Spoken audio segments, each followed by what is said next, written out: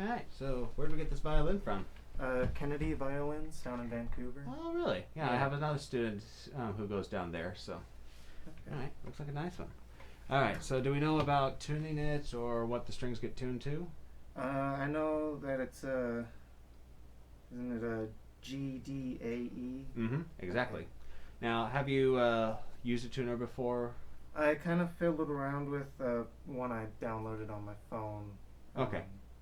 To just kind of see if I could get it into tune. Alright, well, let's see. Why don't we, could you just pluck the G string real quick? Okay. Alright, so we'll probably, do you want me to go ahead and take a look at it? Okay, and let's see. Yeah, I'll use my bow though, so. Okay, just a little short. Tuning works best with the bow. We'll have to get you more comfortable with using the bow first. Ooh. Those actually just come up quite a bit, so. There we go.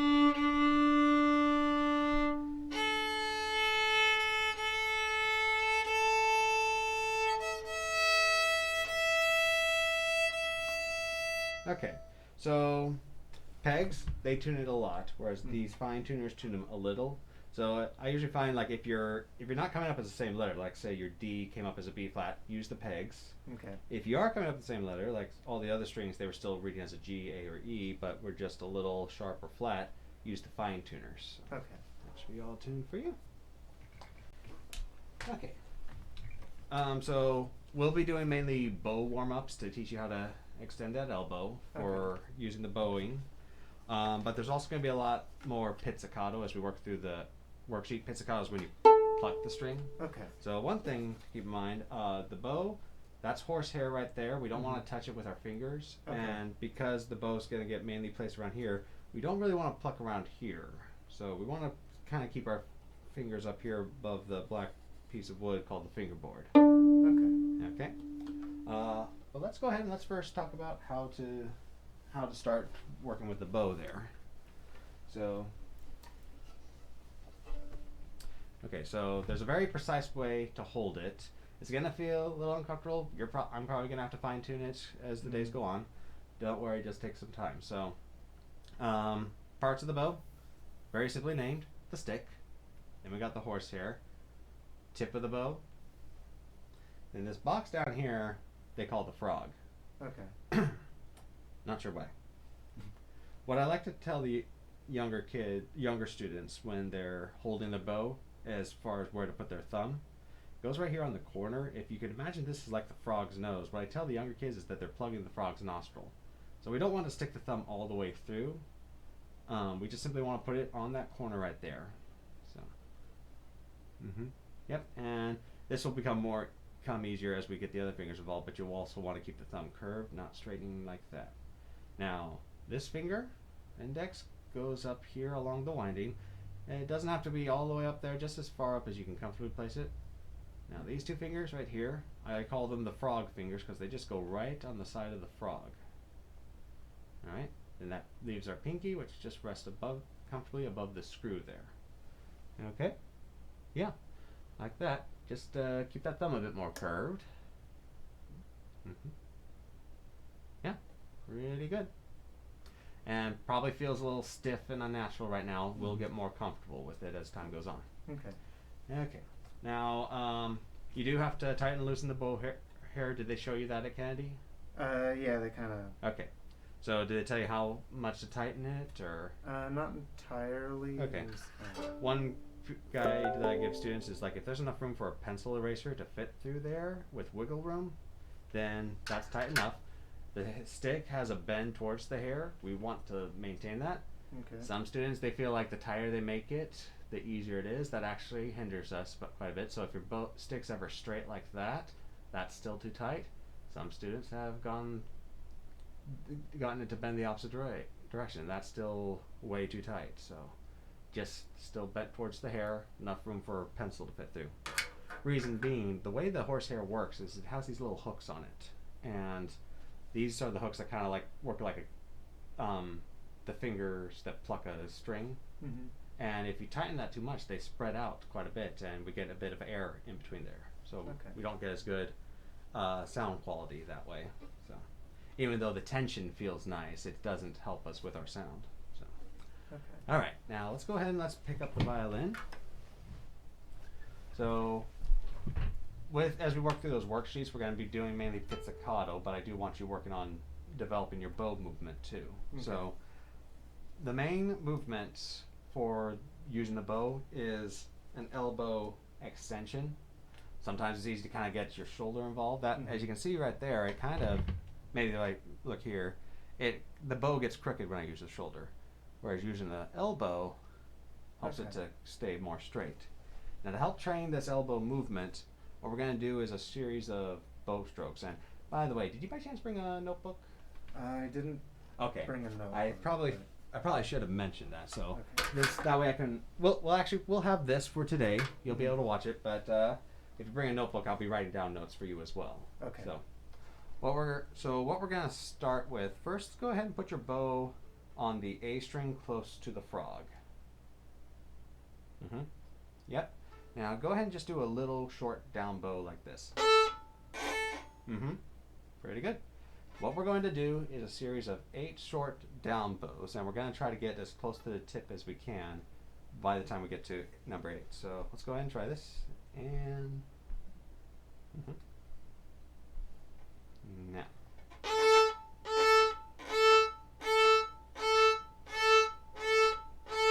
Okay.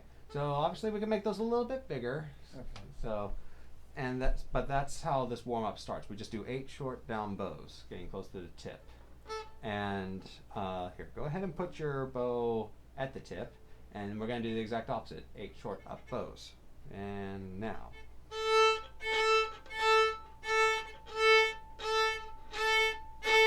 Okay, we got closer that time, but obviously you see you can make those a little bit bigger.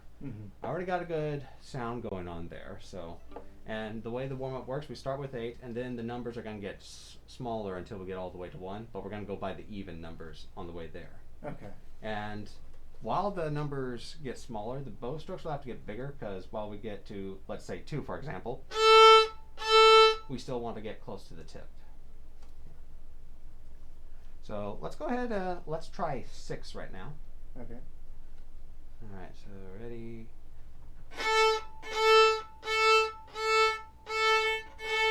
Okay, and then up bow. Okay, pretty good. And then 4.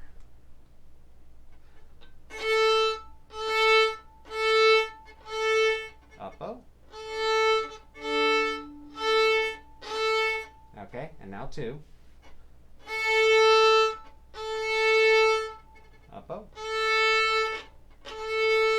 And now the big 1, because it's got to be the whole bow. Okay, then up bow. Okay, very good. And that's the bow warm-up mainly. And you're already doing a really good job focusing on just that elbow movement, okay? Okay. One other thing with the bow, obviously this is how the sound is created. 3 different bow aspects. So first is bow weight.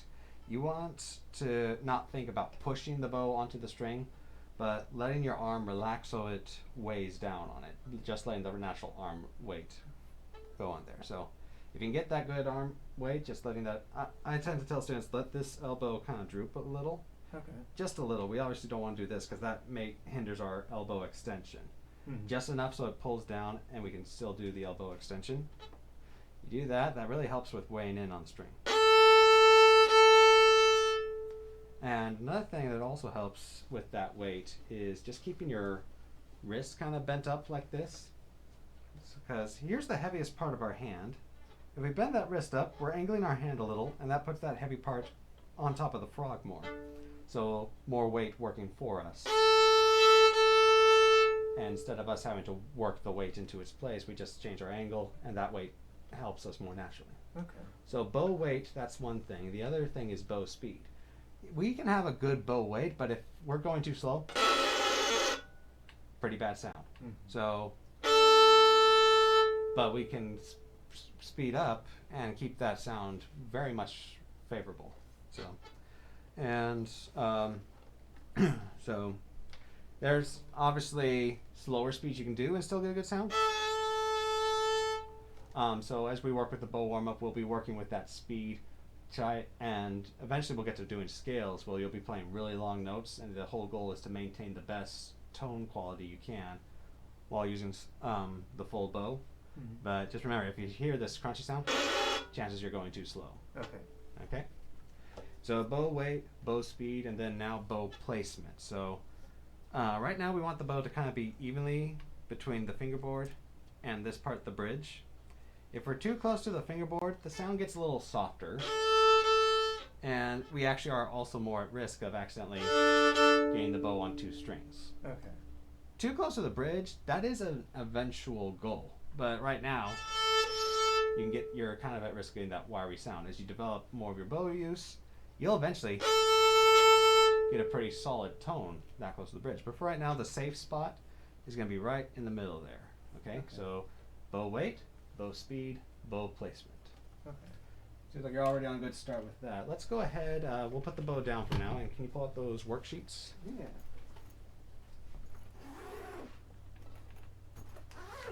If I remember correctly, we have no prior music experience, so this will be your first time with learning to read music too, is that correct? Yeah, I mean, I've sung a little bit, but I never really learned how to read the music. I just knew when to go up and down. Okay. Yeah.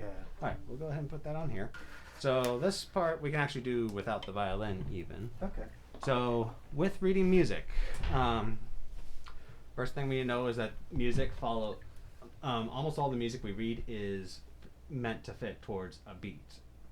And how we find those beats in music is pretty much first done with these boxes here, the measures.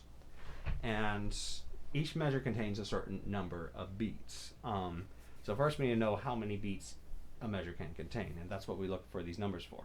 In this worksheet, we're going to focus only on the top number, because that tells you how many beats are in a measure. Okay. This exercise right here, all the beats are numbered. 1, 2, 1, 2. Because our top number, 2. We only have 2 beats in a measure.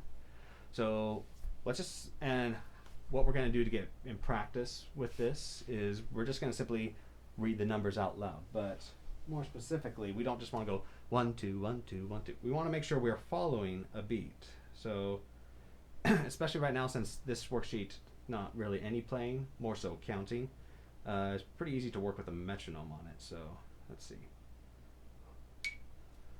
So read through this and then just the beat numbers. Just make sure every time you say a number, it lines up with the metronome beat, like 1, 2, and so on. Okay. So go ahead. 1, 2, 1, 2, 1, 2, 1, 2. Very good. So, and then this one, since this we had 2 beats here because we had a 2 on top, you could easily tell 3 here. We got 3 in each measure. So go ahead and read through that one.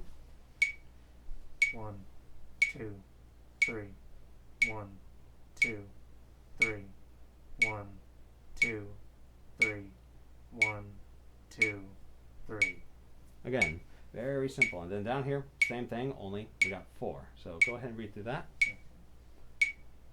1, 2, 3, 4, 1, 2, 3, 4, 1, 2, 3, 4, 1, 2, 3, 4. All right, great job. It's a very simple sheet, but it's also very important for the understanding everything that comes. There is a little bit of homework on each of these sheets, so you'll take this home. All you're going to do, circle the number that tells you how many beats are in a measure. That's simply the top number. Okay. Then you're just going to write the number of beats out here. So in this case, you'll circle the 2 and just like 1, 2 right there. And then that's it. Okay. Now, the next page, we actually start putting some notes to this. I'll turn him off for a moment. So on this page, we're introduced to this note, which is simply called the quarter note. And you're going to see this note very frequently. It is the quarter notes in the time signatures that have the 4 in the bottom are always 1 beat long. Okay. There's going to be some differences sometimes, but if we have a 4 in the bottom, that means your quarter note's always going to be 1 beat. And one way to kind of tell that Here's a way to illustrate the concept. So if we take this 4 and we treat it as the denominator of a fraction, then put a 1 up there, we get quarter. Quarter note, 1 beat. Okay. So there are other time signatures that will have different numbers, 2 or 8 or so. And pretty much you can find that out with the same method. Just take the bottom number, treat it as the denominator, with the 1 as the numerator. That's your beat value that has your quarter note. Okay. That has that's your beat value, your note value that's 1 beat long.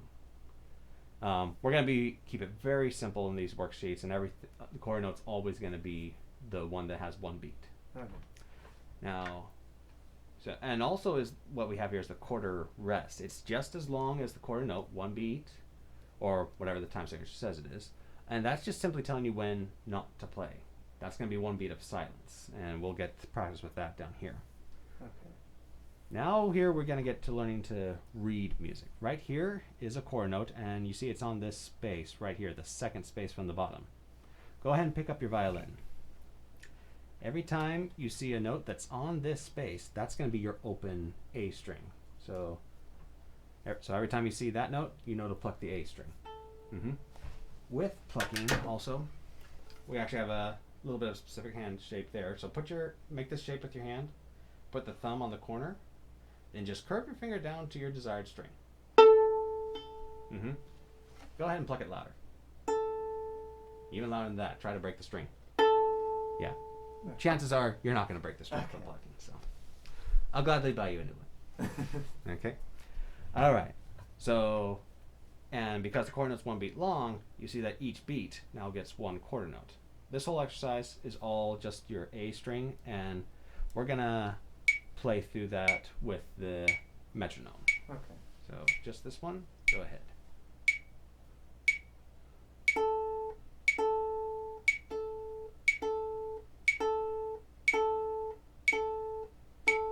Okay, very good. And then down here, we got a time signature of 3, 4. So now we got 3 notes in a measure. Go ahead and play through that one.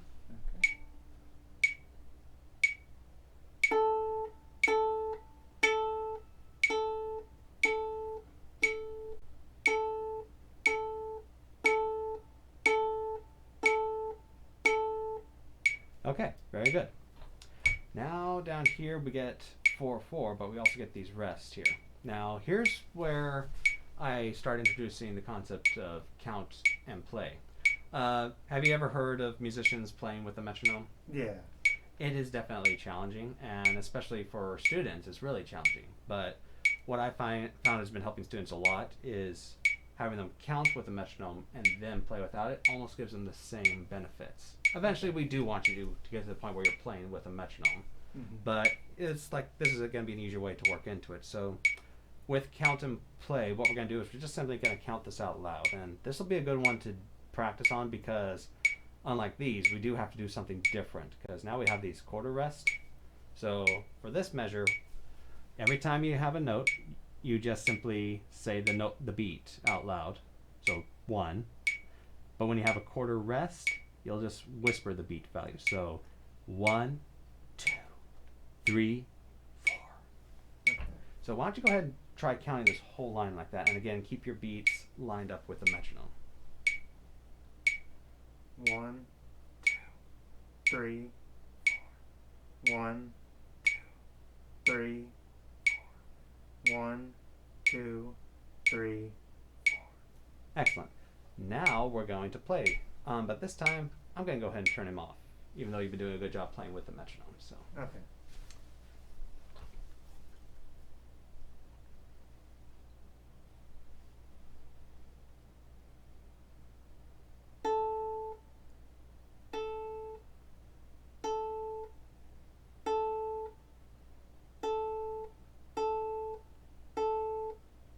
Okay, very good.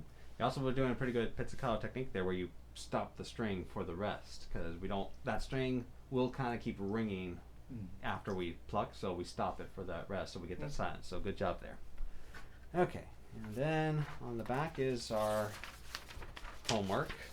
So it's going to be pretty simple. Each of these time signatures, you're just going to go in and draw the number of quarter notes that each measure can contain. and you're going to draw them all on A. So make sure to put those circles always on this middle space right here. So draw the circle first, make sure to fill it in, then the stem. Okay. And definitely make sure that you get those circles within the space. Some students, they'll get a little lazy with drawing them and sometimes get it over the line a bit. That's a different note, so always try to get them in the very exact, either within the between the two lines or right on the one line. Okay. And then you're just gonna put the correct number there. This 3/4, so 3 quarter notes. Just draw 2 more there. Here you're gonna do the same thing, only with the quarter rest. Now, simple way to draw your quarter rest: to hand draw them, line, then make an angle, almost like a triangle there, and then curve it so it looks like a fancy 3. You draw that, I'll know you meant a rest. Okay. Let's face it, that's a very specific shape to draw.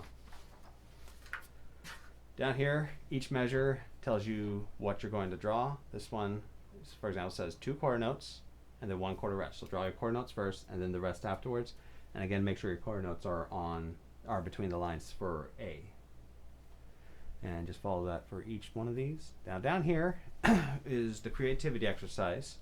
So with each worksheet, we're gonna teach you a new note, and then you get to kind of do a little free-for-all and draw something that uses your new note. In this case, you only know one note, A, and also the quarter rest. So you get to draw your own assortment of A quarter notes and quarter rest.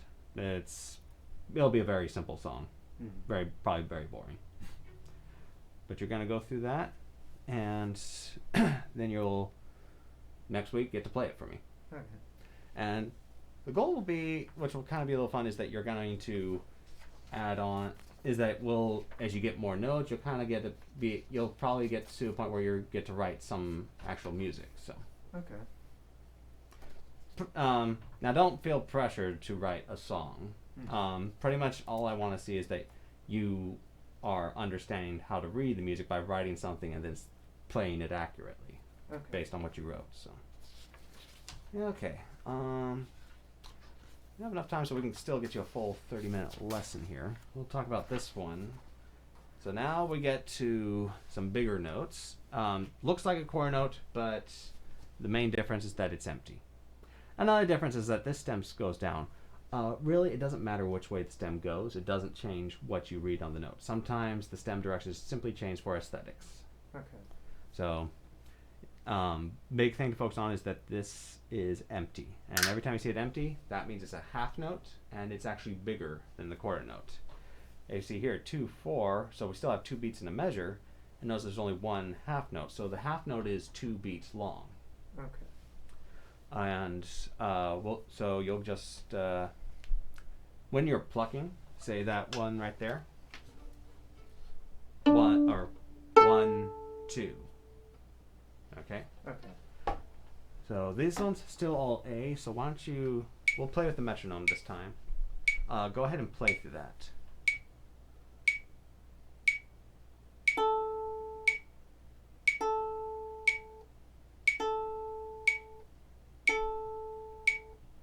Okay, no need to really put your finger down and stop it though. Okay. So now, how to do count and play with the half note. So here, this will be a good one to learn because again, there's something different each line. Quarter notes, still the same, whatever beat they're above, you just say the number. Half notes, you're gonna speak out loud still, but because it's one note that's 2 beats long, you'll be speaking twice. But to help reinforce that that's still just one note, what I encourage the students to do is to drone it, make it sound like a robot. So say this first measure, 1, 2, 3. Okay. Okay.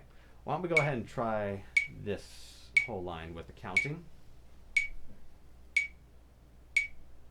1, 2, 3. 1, 2, 3. 1, 2. Ooh. Yep, that mixed it up a little. Yeah. 1, 2, 3. 1, 2, 3. Okay. Now we'll go ahead and try playing that. Oh wait, hold on. One other thing I need to explain. So notice that this and that, they're on the line above that space. So now we're going to put some fingers down here. Okay. So real quick, so there's a very specific hand shape that this hand needs to be in. First thing is, where do we put our hand? Little term that I use to help remember, knuckle nut. This piece up here, the wood that the strings are bending over, that's called the nut. You're going to take the lowest knuckle of your hand there, line it up with the nut. Now, let me just bring this closer for you to see. So I'm not going to put the nut right next to the bone of the knuckle. That can kind of hurt. But I'm going to bring it a little higher so it kind of just rests in that little groove above the knuckle. Okay. So that's where it'll be. And probably find it like that, but understand that the real shape will be angled a bit so that these fingers can come down. Now, so if you get that knuckle nut placed, then you just simply take your this finger, we'll call it the first finger, and just bend it down, forming a little box right there. That could be a little tighter. Yeah, about right there. Some students, they learn with tapes. I find students get too dependent on them, so I teach without them. Okay. Because if you get a good knuckle nut and then just try to make that shape, you're in the right general area, and with more practice, your ear develops and you can listen to where that note finger should be. Okay. So finger comes down. Go ahead and try plucking that.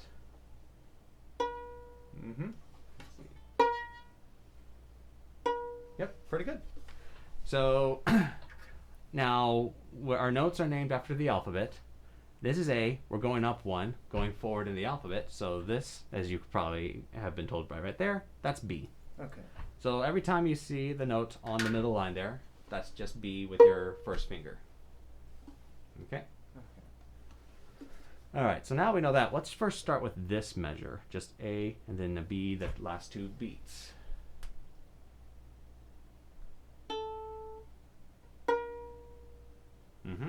Now let's try the first two measures. So A, B, B, A.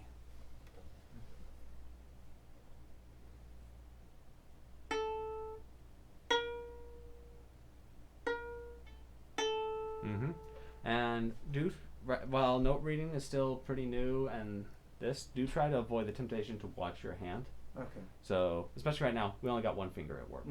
So, do try to just keep your eyes on the music more. Okay. Can we go ahead and try that whole line there? Yeah.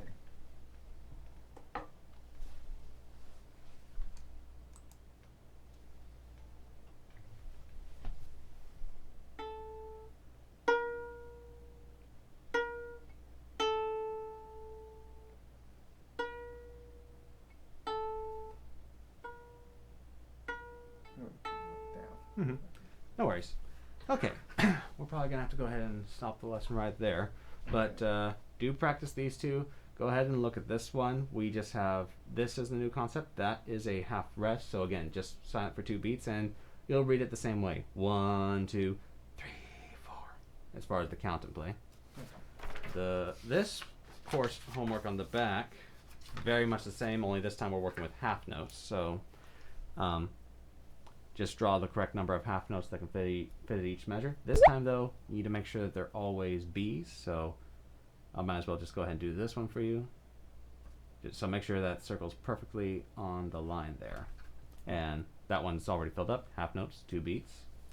Same thing right here with the half rest. It's just simply a box. So follow the directions here. Pay closer attention to these ones, because sometimes it's going to tell you whether to put the note on an A or a B. And then a creativity exercise. You have a few more tools to work with now. Okay. All right. So yeah, that's it. All right. While you pack up there, I'll quickly show you where to